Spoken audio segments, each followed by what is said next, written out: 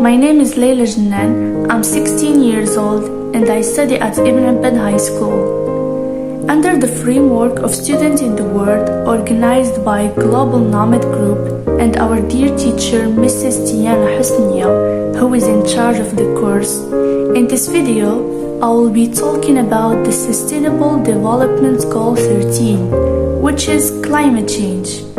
This SDG is without any doubt the key to achieve many other SDGs. It is important because of the current sensitive state of our world. Climate change is already affecting water access for people around the world, causing more severe droughts and floods, leading to unpredictable water availability and contaminating water supplies. Such impacts affect the quantity and quality of water resources that the world needs to survive. In this regard, my country is suffering from the lack of the vital substance of water. This lack of water resources in Morocco is due to lack of rainfall owing to dryness. However, thanks to our dear kingdom and the help of organizations and voluntary work that aim to drill wells. What's more, Morocco has already installed the largest desalination plant in the world and increased its water storage capacity by building dams. Add to this, the population is aware of the crisis and help in its way by using water rationally. During the online course, I have learned a lot about not only some sustainable development goals, but also experiences written by people from different countries as stories shared in the websites. In addition, the important thing is to read them and get inspired to write our own regarding the topic of the module. Moreover, the outcome of this experience is to take an action. Hence, do not wait until others do. Be the first for the common change. Hello everyone, my name is Amal. I'm 17 years old. I'm Moroccan. I study in Ibn Abbad High School in Marrakesh. I'm recording this video to talk about my experience with Student in the World program and Global Nomad Group online training. I'm so glad to participate in such a wonderful course related to human rights. I really like the online course because everyone can write freely to voice out their mind, and we can read and have an idea about some experiences of other citizens in the world. Personally speaking, I would like to talk about one of the CDGs I like the most, which is gender equality. It's very important to overcome this obstacle to upgrade our mentalities and our achievements. In addition, we should look at this obstacle from a positive angle and consider it as a motivation to develop our capabilities. Women are usually confined in housework chores, but in reality, women are more dominant in many jobs than before. Like we see women become our astronaut, doctor, teachers, and even pilots, etc., which make of them strong pillar of the world. If men and women have the same capabilities, then there should be no discrimination at all.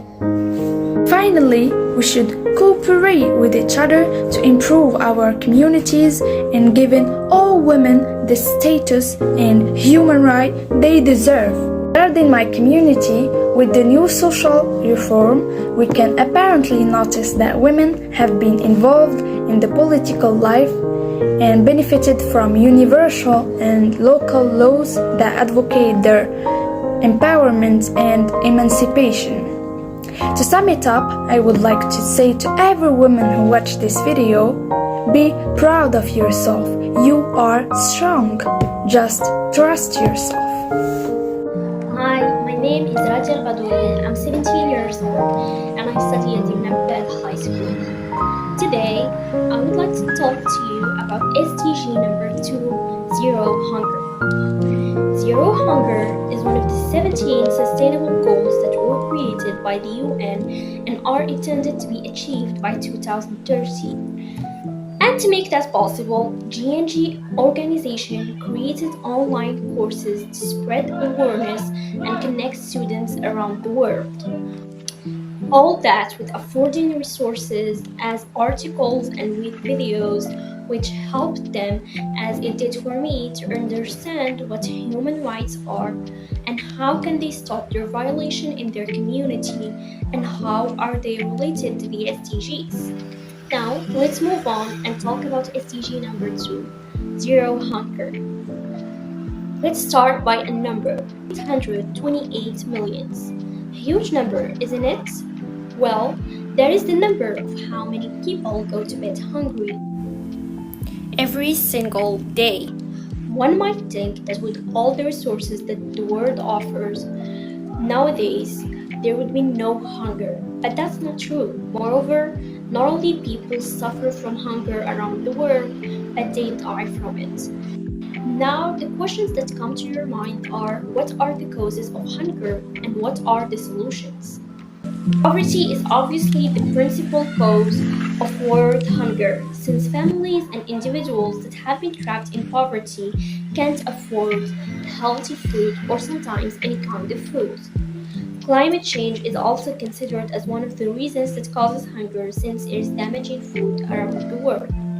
And to stop hunger around the world, the UN launched the Zero Hunger Challenge in 2012. The Zero Hunger Vision reflects 5 elements from within the SDGs, which taken together can end hunger, eliminate all forms of malnutrition, and build inclusive and sustainable food.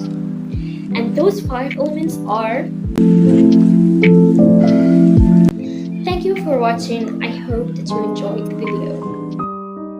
Hi everyone, my name is Hassan Al-Khadim. I'm 16 years old and I study in Ibn Abbad High School.